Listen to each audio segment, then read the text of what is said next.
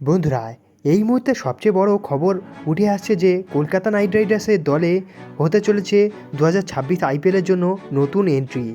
আর ভয়ঙ্কর দুই ব্যাটসম্যান এবং বোলারকে দলে সামিল করতে চলেছে কলকাতা নাইট রাইডার্স, তাও আবার কার পরিবর্তে? হ্যাঁ বন্ধুরা, সেই ভেঙ্কাটেশ আইয়ার, যার ওপর বিশ্বাস করে কলকাতা নাইট রাইডার্স শুভমান গিলের মতো দুর্দান্ত তারকাকে ছেড়ে দিয়েছিল এবং 23.75 কোটি টাকা দিয়ে দলে আবার কিনেছিল সেই প্লেয়ারকে, আর তাকেই মাত্র একটা সিজন খেলিয়েই ছেড়ে দিতে চলেছে কেকেআর। আর বন্ধুরা, তার পরিবর্তে হায়দ্রাবাদ থেকে বাঁহাতি তারকা ওপেনার এবং কিপার ঈশান কিষানকে দলে আনতে চলেছে, এমনটাই খবর উঠছে সোশ্যাল মিডিয়ায়। বন্ধুরা, এই ভিডিওতে আমরা ফটাফটভাবে দেখে নেব যে এই নিউজ কতটাই সত্যি এবং সত্যিই কি কেকেআর দলে ঈশান কিষান এবং হায়দ্রাবাদের আরও একটি দুর্দান্ত পেসার জয়েন করতে চলেছে কিনা। বন্ধুরা, তাই তোমরা ভিডিওটি অবশ্যই শেষ পর্যন্ত দেখো এবং তোমরা যদি আমার চ্যানেলে নতুন হয়ে থাকো এবং ভবিষ্যতে ক্রিকেট তথা কেকেআর এবং আইপিএল ও ভারতীয় দলের সমস্ত নিউজ সবার আগে বাংলায় পেতে চাও, তাহলে চ্যানেলটিকে অবশ্যই করে দাও সাবস্ক্রাইব, এবং তোমরা যদি কেকেআরের একজন ডাইহার্ট ফ্যান হয়ে থাকো তাহলে ভিডিওটিকে অবশ্যই করে দাও একটা লাইক। চলো ভিডিওতে আগে যাওয়া যাক। বন্ধুরা, তোমরা সকলেই জানো গত বছর 23.75 কোটি টাকা দিয়ে দলে অন্তর্ভুক্ত করেছিল কেকেআর ভেঙ্কাটেশ আইয়ারকে।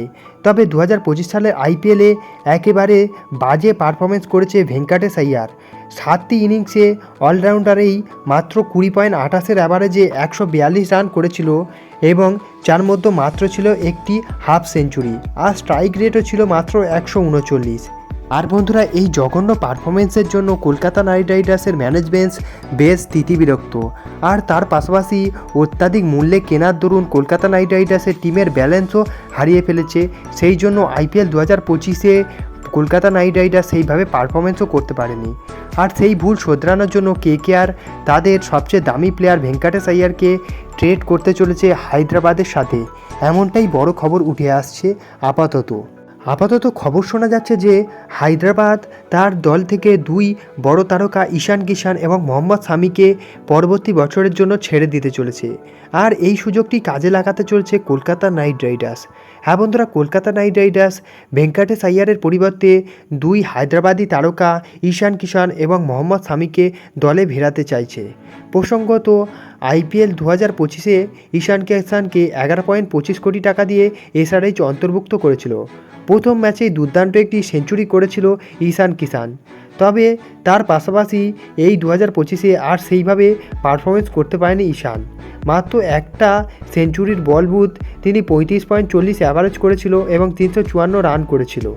অন্যদিকে বন্ধুরা, মোহাম্মদ শামি সবসময় চোটপ্রবণ এবং তার বয়সও বেশ বেড়েছে, তাই পারফরমেন্সের চিন্তাও রয়েছে হায়দ্রাবাদের মাথায়। আর সেই জন্য বন্ধুরা, হায়দ্রাবাদ এই দুই তারকাকে আইপিএল 2026-এর জন্য অকশনের টেবিলে ছেড়ে দিতে চাইছে।